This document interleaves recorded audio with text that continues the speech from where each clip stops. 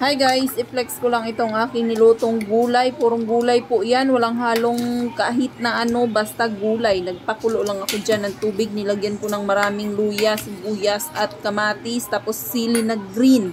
At saka ko nilagay ang mga gulay ko guys. Merong gabi dyan. Tsaka yung kalabasa at yung dahon ay malunggay. Ayan lamang guys. Nilagyan ko lang yan ng ng beef cubes para maglasa namang karne. At naglagay rin ho ako ng sutanghon para maiba naman ho. At ito ho ang aming simpleng ulam ngayong araw. Yan, dahil sobrang naghahanap na talaga ako ng sabaw guys. Kasi lately, wow English. Kasi nitong mga nakaraan, panay na lang kami prito. Pritong manok, pritong isda, basta ginisa, mga ganun. Basta lahat may oil.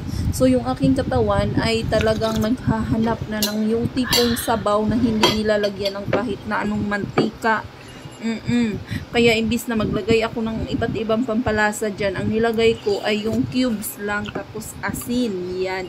Talagang nasatisfied ang inyong mamshi for today's video dahil ang sarap ng kaniyang tanghalian. Dahil itong video na ito ay ang aming ulam kaninang tanghalian guys. Yes.